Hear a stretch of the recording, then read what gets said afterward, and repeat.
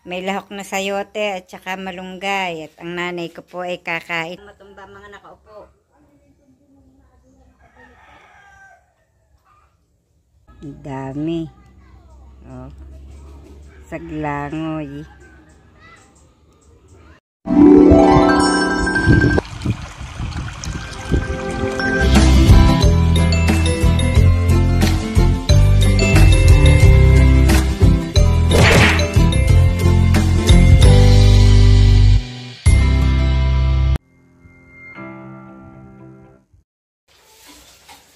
Good morning mga kabra sa panibagong araw at panibagong vlog.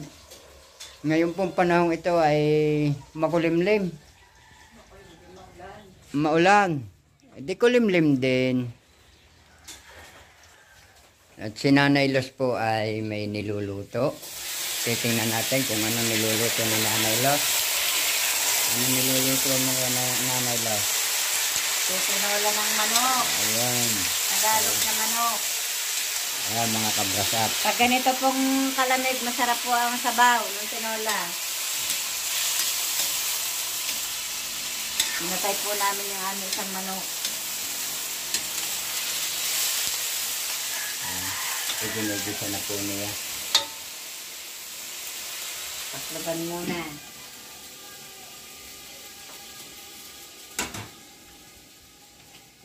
At ito po namang si Inay ay sitting pretty dito sa upuang ito.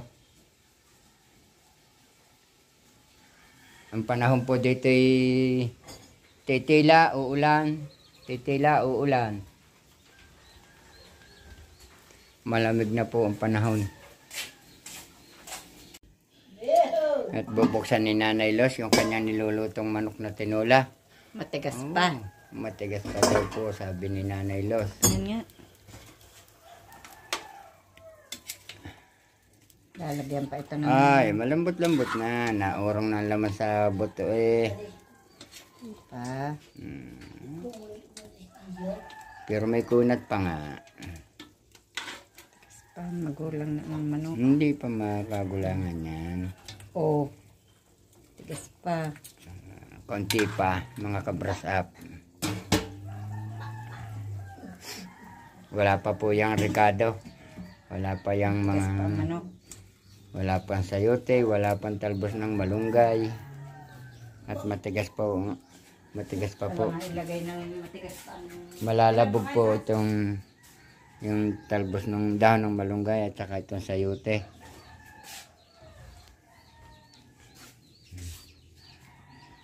At yan nga po, luto na ang ating tinola.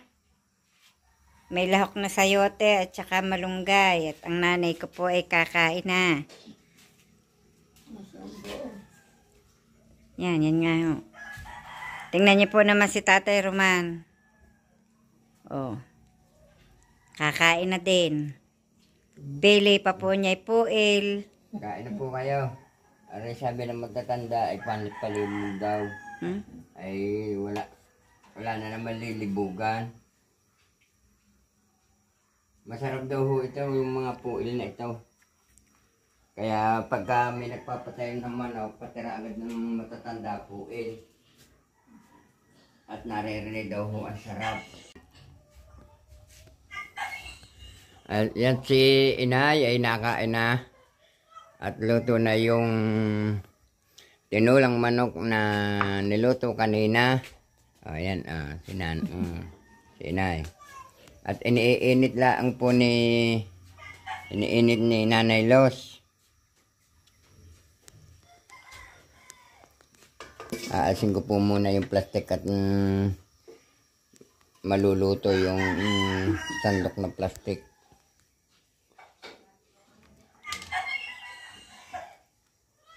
At ako po na may kumain na rin. Ayan. Kumuha na si Inay ng kanin.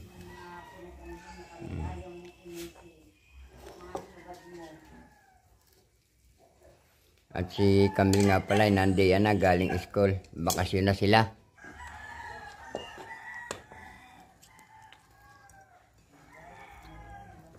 Ay, Inay, upo ah.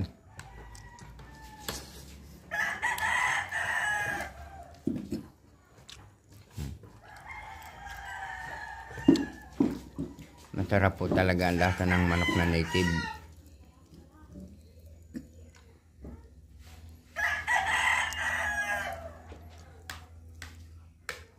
Nakaligo na kayo, Nay? Oo.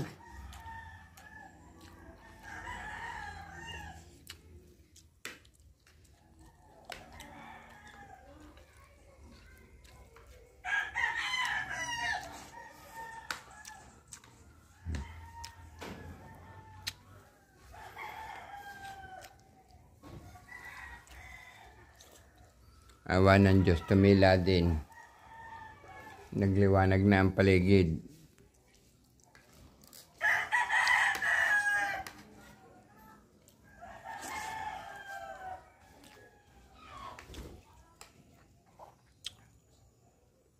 Dito po ang dalawa ni Ka-Otol at ni Kadidit. Kumuha po sila ng buho.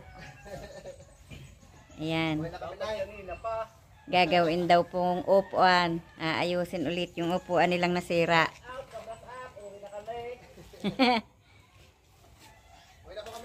O sige. Uulan na ulit.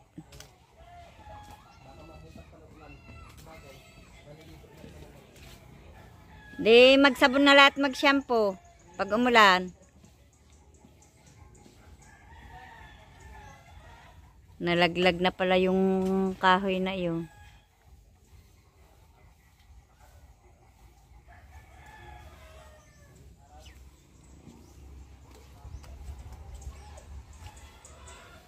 Kapotek pa rin po ng lupa dito. Oh. Kundi nga ito po winalisan ko kanina at madulas. At ayan po, natumba na po yung kahoy dito sa taas. O, naputol. Hindi ko po mabuhat, mabigat. Antayan ko pa po si Tatay Roman na siya pong mag-ayos nito. Metro? At ako po magwawalis po muna dito sa loob at hindi pa po ako nakakatapos magwalis.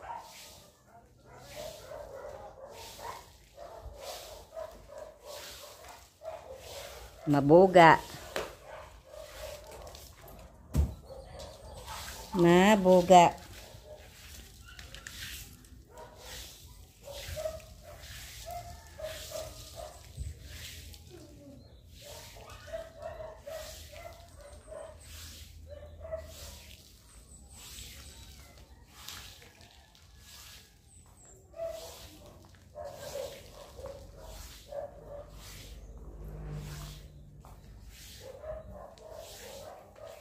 Kulimlim panahon ulit. Hindi pa po yata talaga iinit ng ayos. Kulimlim pa eh. Shh, Burnok, labas! Makulimlim pa. Maulap pa.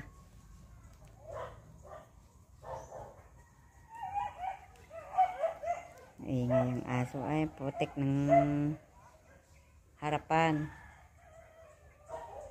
At ito pong upuan ito ay aking aayusin kaya po nakatihaya. Aayusin ko po ang pa at papakuan ko. Nahapay na po. Baka po matumba ang mahulog ang mga uupo. Kaya po yung nakaganyan na ayusin ko po mamaya. Aayusin po natin ang paa ng upuan. Atin pong papakuan. At ito po yung natutumba na. Lumubay na ang pako.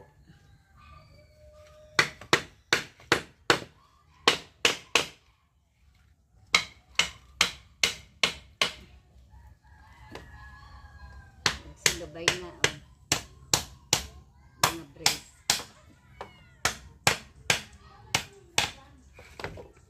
Nahubo na ang mga pako. Bagay walang dedos, hindi ko makita ang pako ko nasaan.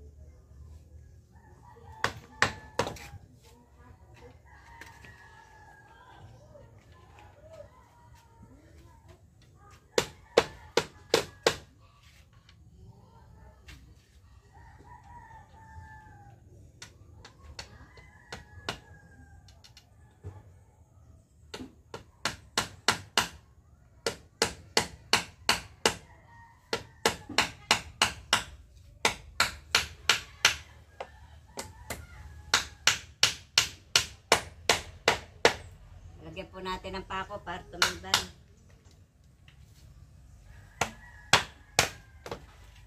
Lumubay na rin po ang mga pako ng brace. Kaya po natutumba.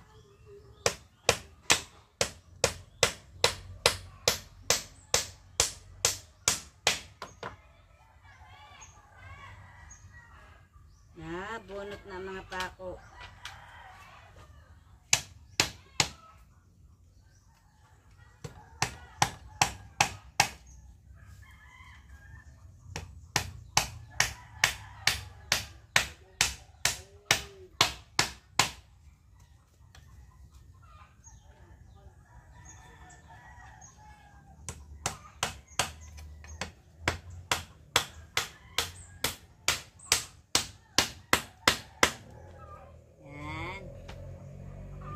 Nauga.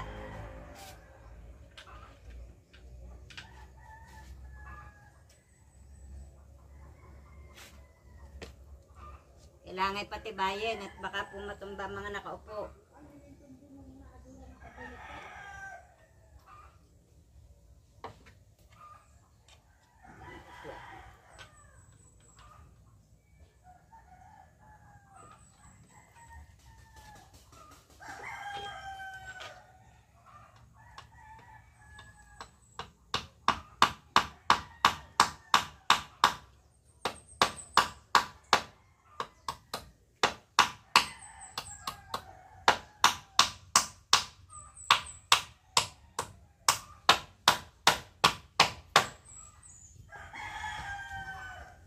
Tibay na.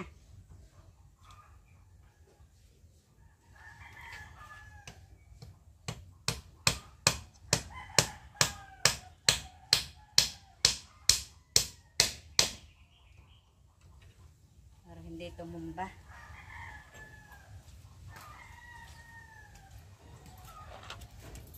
Ano lalagyan?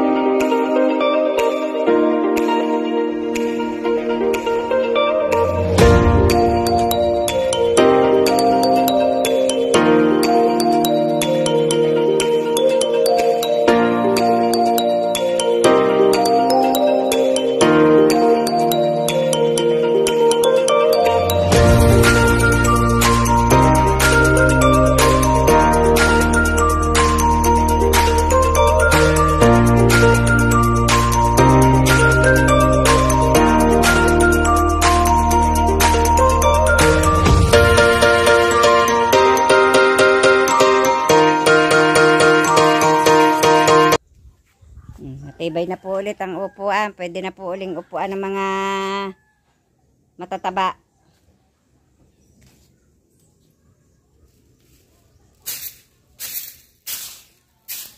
Nagkalupa.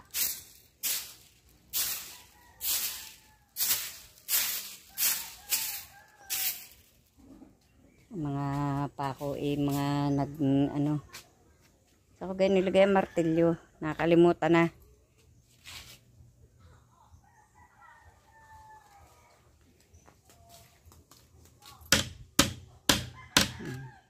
Palulubugin po natin ang mga pako at nang hindi po nakakasabit ng mga short.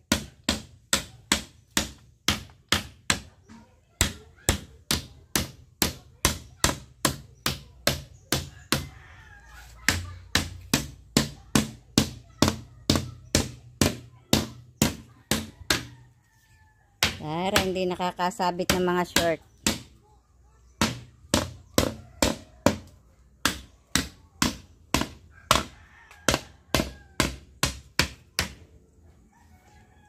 Tapos na. Ikaw, Bornok, nandiyan ka. Usungan mo ako. Bubuhatin natin yan. Nagsasaing na po si Camille ng hapunan. Yan, nakasalang po ang kanyang sinaing. Ako naman po ay nagpakain na ng baboy. Ari po ang aking inay. Nakaupo. Tingnan ko po ulit ang aking mga pinakain baboy kung naubos na mga pakain.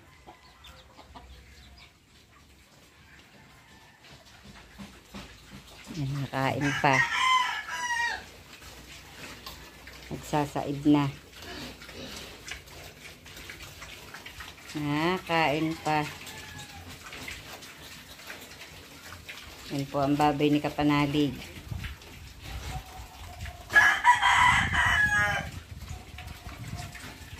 Baboy ni Kapanalig. At meron pa po ditong isa sa taas.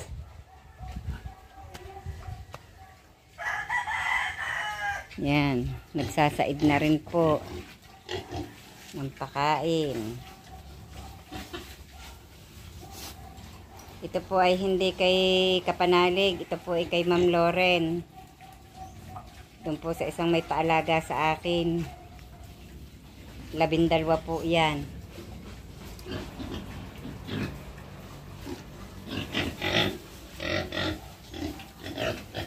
Gusto ang kanilang pakain.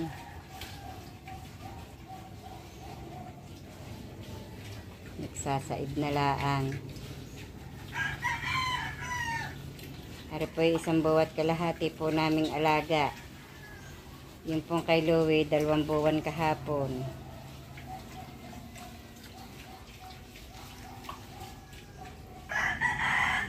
At ito naman po si Lua, kumain na rin. Yan, nakakain na rin po yan. Yan po ay may sumpit na. Sa awa po ng Diyos eh, 1 linggo na po yung may sumpit. 9 po yan ang sumpitan. Na makaraos po ang kasalan.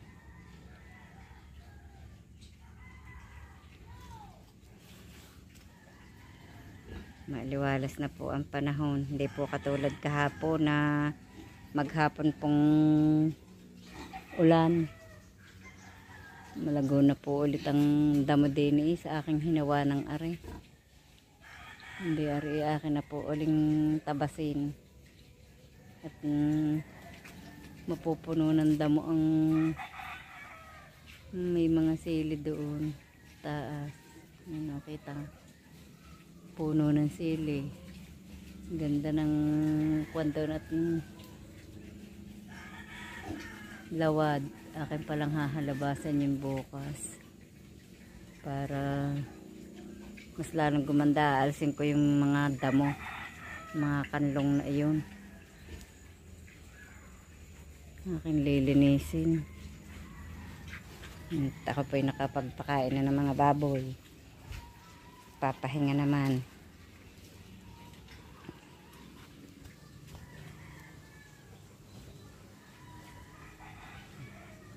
Walang laman ng isang piggery. Ari po yung aming piggery.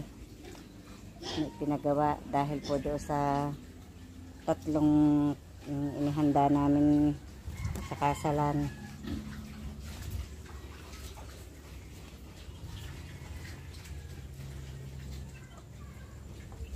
Nakatoka na rin ang mga manok, ang rabbit, mga nagpapahinga. Ang rabbit. Busog na. Dito po tayo dadaan sa likod. Aba, ang akin palang yan, ang aking luya. Natabo na. Mga nag-uslin ang laman. Yan o. May tanim po akong luya dito sa tabing bahay. Yan, 4 na puno. May mga laman na. Malalago. Kaya po ako'y nagtanim sa malapit sa bahay. Pag kailangan po at biglaan. Aba, Ari pala, kaganda na. Ari pala yung nabulaklak. Ang ganda ng bulaklak. Ari po yung katatanim ko lang eh. Oh, nabulaklak na. Oh. Ang ganda. Ari kaganda ng bulaklak. Kulay pink. Katatanim ko lang noon. Ang aking Flores de Mayo. Hindi pa.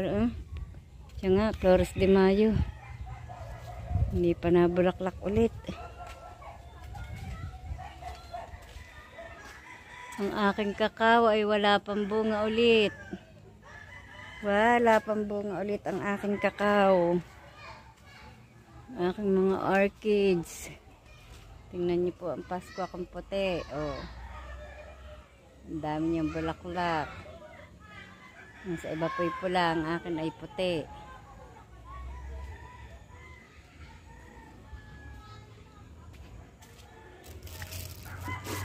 Napakain ko na rin ang aking mga isda.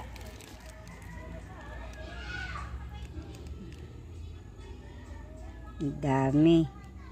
Oh. Saglangoy. Ang dami ng isda. Kaya ako po tinataklaban. Minsan po ibigla-bigla sa gabi na ulan. Inalalagyan po ng tubig ulan. Yan pa po. Nasa Wilkins. Hindi pa po lang ako makapagpagawa po ng aquarium at wala pa pong pampagawa para po mailipat yun sa aquarium yung nasa sa Wilkins. Tsaga na lamang po muna sa Wilkins. 3 Wilkins yan. Oh.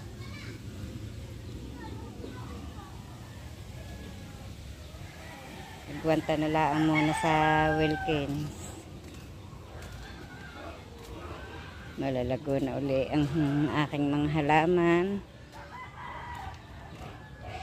May bulaklak na po ulit.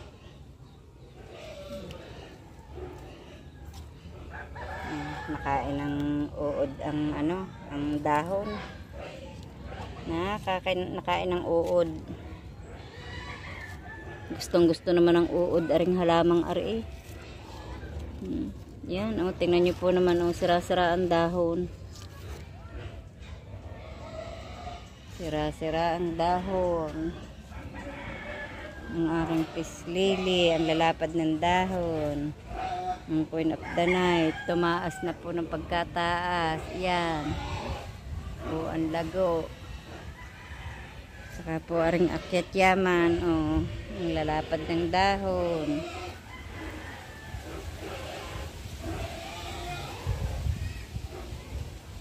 Naliwanag po dito sa likod.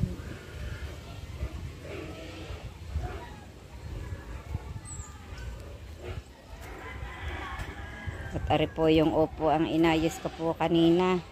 At ito po yung nasira noon pong sumanan dito. Tumabingi po ang paa. Inayos ko po kanina. O dingin inauupan na uli. Ayos na uli. Tsaka po yung isa nando sa loob. Dinala ko po din sa loob. Yung doon po inilagay. At para nauupan doon.